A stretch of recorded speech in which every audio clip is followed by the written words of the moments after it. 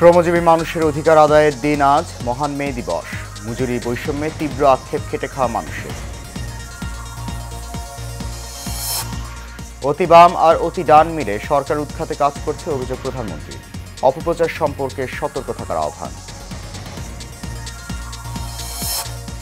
এবং তীব্র দাবদাহে পুড়ছে দেশ। রেকর্ড 43.8 ডিগ্রি তাপমাত্রা যশোরে। হিটস্ট্রোকে এক সপ্তাহে 10 জনের মৃত্যু।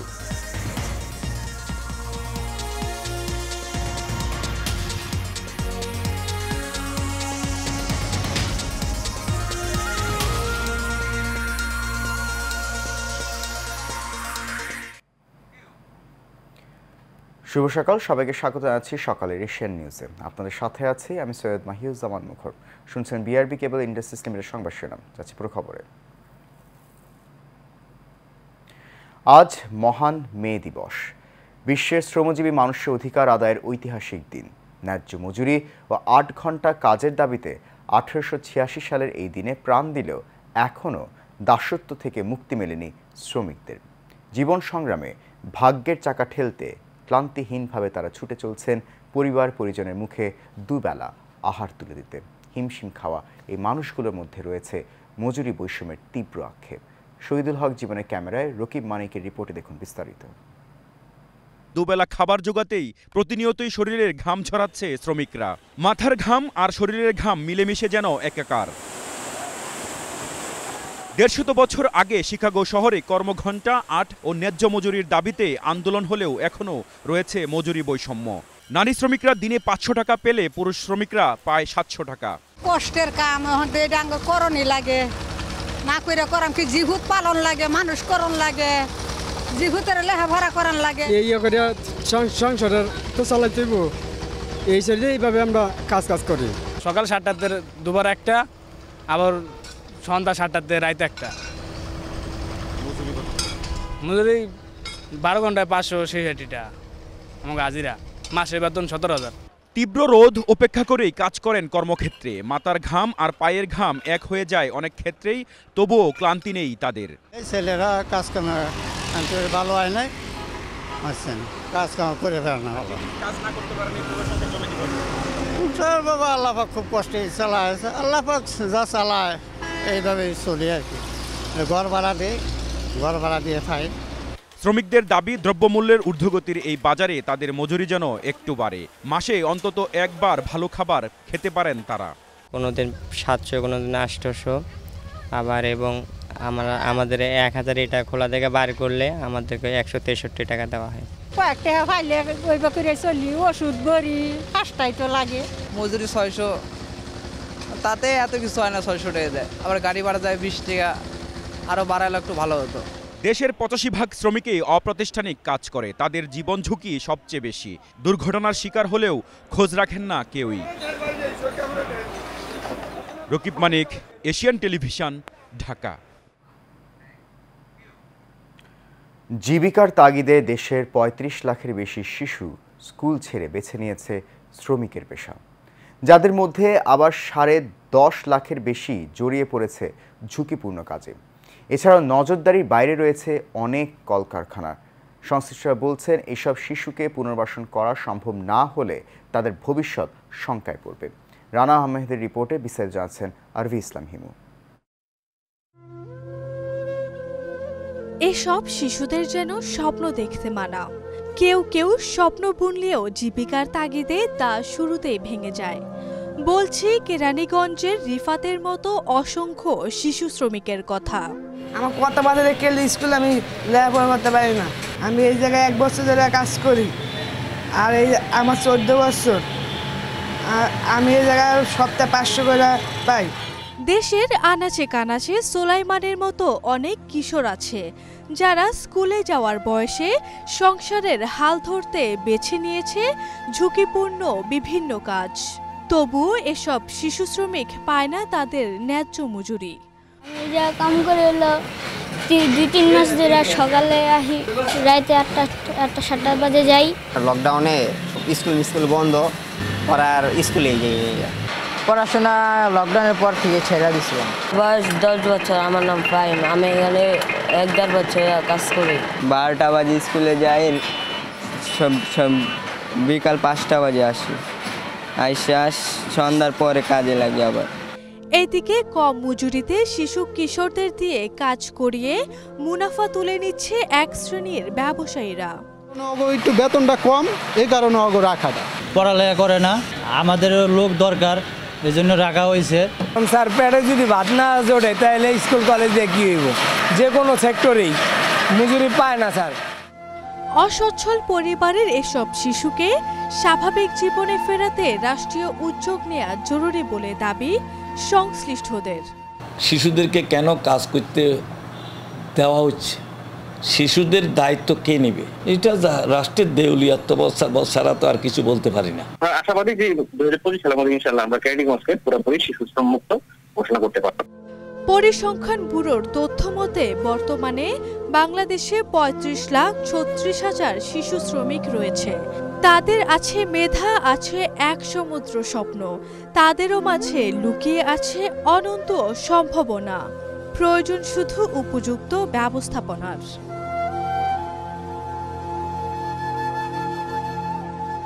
আরভি ইসলাম হিমু, এশিয়ান টেলিভিশন। যাচ্ছে ভিন্ন প্রসঙ্গে। প্রধানমন্ত্রী শেখ হাসিনা বলেছেন, অতি বাম আর অতি ডান মিলে সরকার উৎখাতে কাজ করছে, তাদের মূল লক্ষ্য সরকার উৎখাত।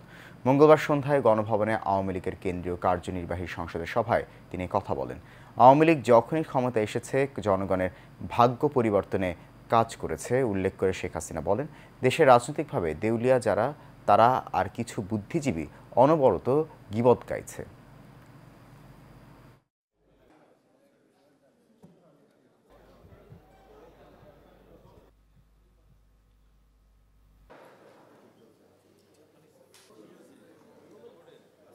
রাজনৈতিক দেউলিয়াত্মপন্ন যারা একেবারে রাজনৈতিকভাবে দেউলিয়া, এদের কিছু বক্তব্য, আর আমাদের দেশে কিছু আছে বুদ্ধি বেচিয়ে জীবিকা নির্বাহ করে যাহারা, সেই তথাকথিত বুদ্ধিজীবী অনবরত তারা বাংলাদেশের বিরুদ্ধে গীবাত গাচ্ছে এবং বাংলাদেশের বিরুদ্ধে অপপ্রচার চালাচ্ছে।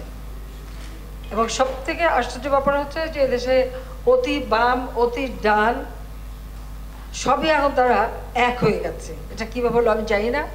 এই দুই মেরু এক হয়েও সব সারাক্ষণ শুনি আওয়ামী লীগ সরকারকে উৎখাত করতে হবে। অপরাধটা কি আমাদের? দিন দিন তাপপ্রবাহ বেড়েই চলছে। গতকাল মৌসুমের সর্বোচ্চ 43.8 ডিগ্রি তাপমাত্রা রেকর্ড করা হয়েছে যশোরে। তবে আবহাওয়া অফিস বলছে আজ রাত থেকে কমতে শুরু করবে তাপমাত্রা। 4 থেকে 5 মে সারা দেশে বৃষ্টি হতে পারে।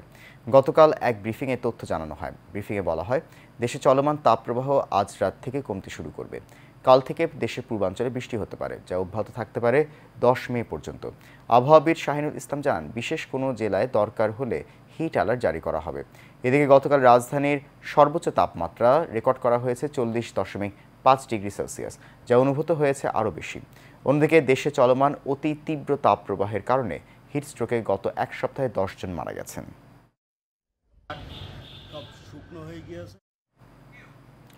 রাজবাড়ীতে আশঙ্কাজনক হারে নামছে ভূগর্ভস্থ পানির স্তর। ফলে জেলার 4টি উপজেলার অধিকাংশ টিউবওয়েলে বন্ধ হয়ে গেছে পানি ওঠা। এতে একদিকে রান্না ও গৃহস্থলী কাজে যেমন সমস্যা হচ্ছে, তেমনি গৃহপালিত পশু পাখির জন্য মিলছে না পর্যাপ্ত পানি। জনস্বাস্থ্য প্রকৌশল অধিদপ্তর বলছে, 30 থেকে 35 ফুট নিচে পানির স্তর চলে যাওয়ায় অনেক টিউবওয়েলে পানি উঠছে না। রাজবাড়ী থেকে SM রাসেল কবিরের প্রতিবেদনে বিস্তারিত জানাচ্ছেন অনুকৃতি আদিত্য। ভূগর্ভস্থ পানিস্তর 35 ফুট নিচে নেমে যাওয়ায় রাজবাড়ী সদর, পুংশা, কুলাখালী ও বালিয়াকান্দি উপজেলার অধিকাংশ গ্রামের টিউবওয়েলে উঠছে না পানি। 2-1টি টিউবওয়েলে পানি উঠলেও তা পর্যাপ্ত না। টিউবওয়েলের পানি না ওঠা ও পুকুর খালবিলে পানি না থাকায় আরও বেশি সংকট তৈরি হয়েছে। 1.5 মাসের বেশি সময় ধরে এমন সংকটে পড়েছে জেলার কয়েক লাখ মানুষ। পানি ওঠে না, এই পানি দিয়ে আমরা খাবার পানি দিয়ে মনে করেন গোসল করা পারি না, থাল বাসন ধোবার পারি না। খালি বাড়ি বাড়িতে টানি আনি, তাও তারা দিবার চায় না। যে দায়িত্ব ওঠে বেশি তারা সেটাকে দিবার চায় না।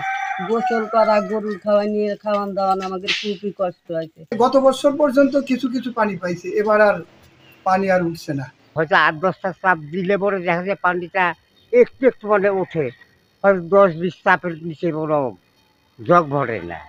বৃষ্টি হলে পরিস্থিতি স্বাভাবিক হয়ে আসবে বলে জানিয়েছেন রাজবাড়ীর জনস্বাস্থ্য প্রকৌশল অধিদপ্তরের এই কর্মকর্তা। এ পর্যায়ে আমরা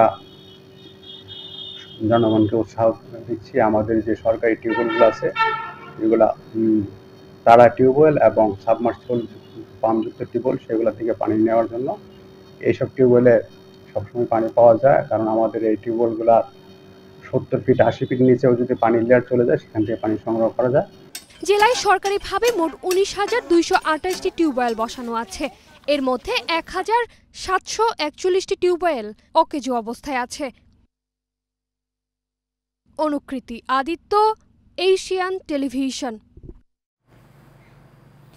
ছাত্রলীগের সাবেক নেতা মোহাম্মদ আবিরকে আহ্বায়ক করে 31 সদস্য বিশিষ্ট খিলগাঁও থানা কমিটি ঘোষণা করেছে বঙ্গবন্ধু সৈনিক লীগ।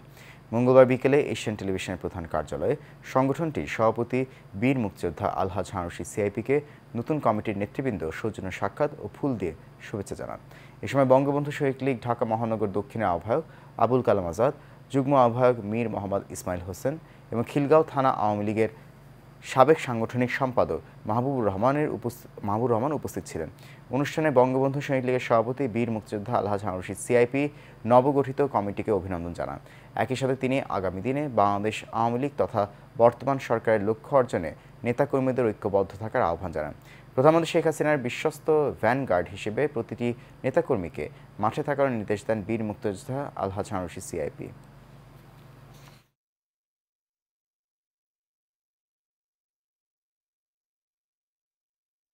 আসছেন সকলকে জানাই এশিয়ান টিভির পক্ষ থেকে, এশিয়ান গ্রুপের পক্ষ থেকে এবং বঙ্গবন্ধু সৈনিক লীগের পক্ষ থেকে অভিনন্দন।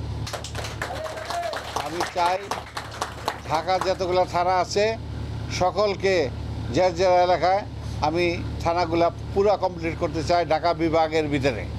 বঙ্গবন্ধু সৈনিক লীগ যারা আছে সকলে ভাই বোনেরা আমরা একের সাথে এক মিলে কাঁধে কাঁধ মিলে এগিয়ে যাব এই মাননীয় প্রধানমন্ত্রীর হাতকে শক্তিশালী করার জন্য।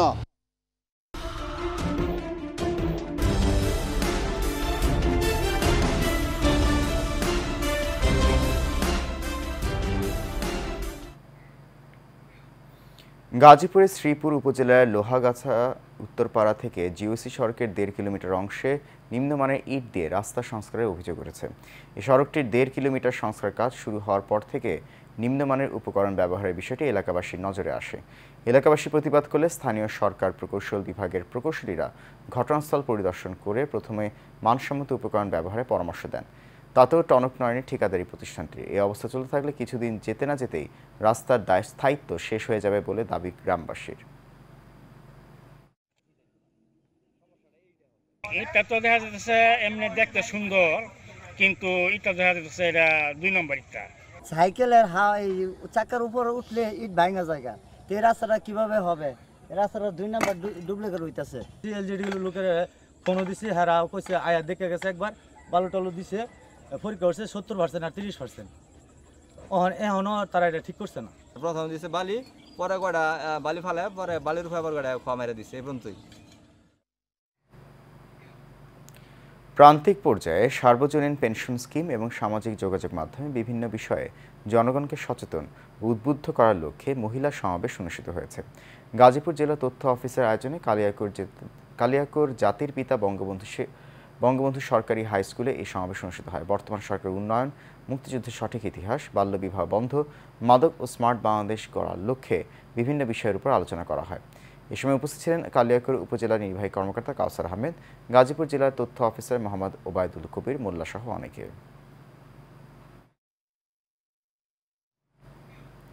গোপালগঞ্জের কাশিয়ানীতে উচ্ছেদ অভিযান চালিয়েছে জেলা প্রশাসন। মঙ্গলবার দুপুরে জেলা প্রশাসক কাজী মাহবুবুল আলমের নেতৃত্বে কাশিয়ানী উপজেলার আরকান্দি বাজারে রাস্তার পাশে সরকারি জায়গা দখল করে গড়ে ওঠা বেশ কয়েকটি দোকানঘর ভেঙে দেওয়া হয়।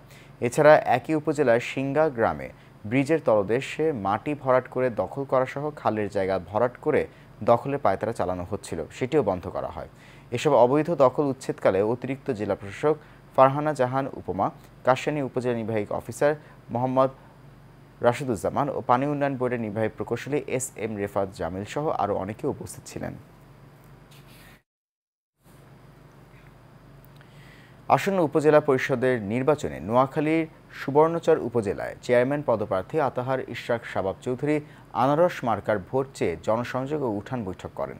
সোমবার সন্ধ্যায় উপজেলার চর জুবলি ইউনিয়নে বিভিন্ন স্থানে নির্বাচনী প্রচারণার অংশ হিসেবে সাধারণ ভোটারদের মধ্যে বিভিন্ন হাটবাজারে লিফলেট বিতরণ ও গণসংযোগ সহ উঠান বৈঠক করেন। এ সময় স্থানীয় চেয়ারম্যান সাইফুল্লাহ খসরু সহ এলাকার বিভিন্ন শ্রেণী পেশার ব্যক্তিবর্গ উপস্থিত ছিলেন।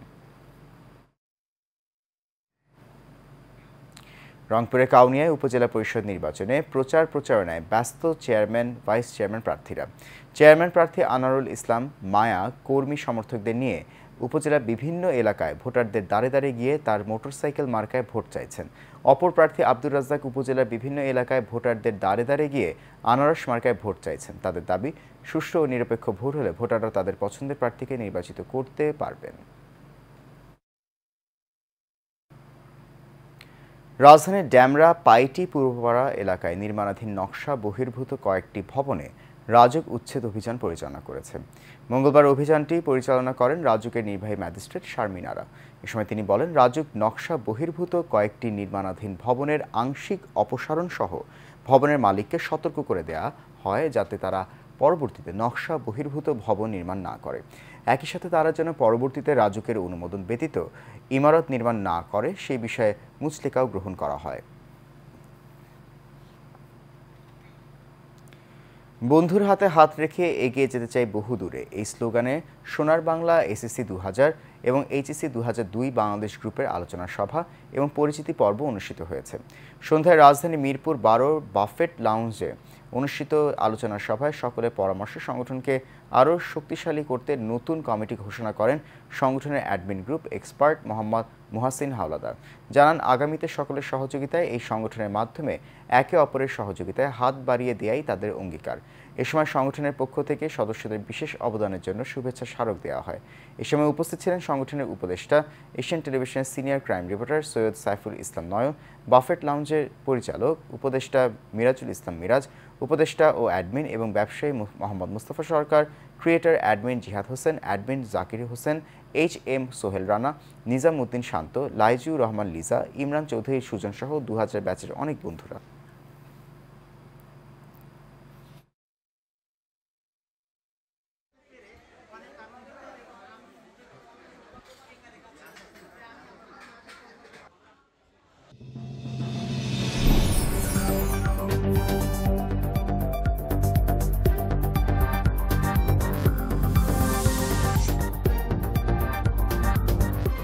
HM Expert B500 CWR স্বাধীনতার সুবর্ণ জয়ন্তীতে নতুন বাংলাদেশ গড়ার প্রত্যয়। HM Steel B500 CWR।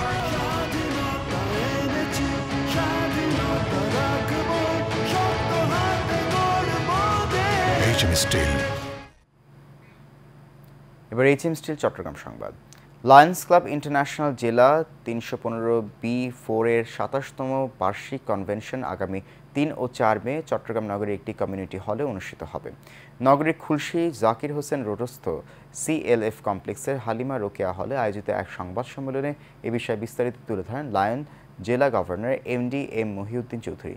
সাংবাদিক লায়ন হাসান আকবরের পরিচালনায় এতে স্বাগত বক্তব্য রাখেন লায়ন মোহাম্মদ শাহিদুল ইসলাম সহ আরও অনেকে।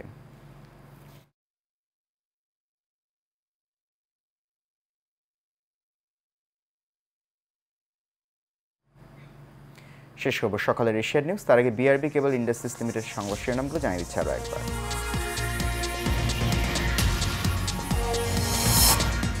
শ্রমজীবী মানুষের অধিকারের আদায়ের দিন, মহান মে দিবস আজ। মজুরি বৈষম্যে তীব্র আক্ষেপ কেটে খাওয়া মানুষের। অতি বাম আর অতি ডান মিলে সরকার উৎখাতে কাজ করছে, অভিযোগ প্রধানমন্ত্রী। অপপ্রচার সম্পর্কে সতর্ক থাকার আহ্বান। এবং তীব্র দাবদাহে পুড়ছে দেশ, রেকর্ড 43.8 ডিগ্রি তাপমাত্রা যশোরে। হিটস্ট্রোকে এক সপ্তাহে 10 জনের মৃত্যু। সকালে এশিয়া নিউজ এ পর্যন্তই। আমাদের পরবর্তী সংবাদ দেখার আমন্ত্রণ রইল। এখন সঙ্গে থাকার জন্য অনেক ধন্যবাদ সবাই।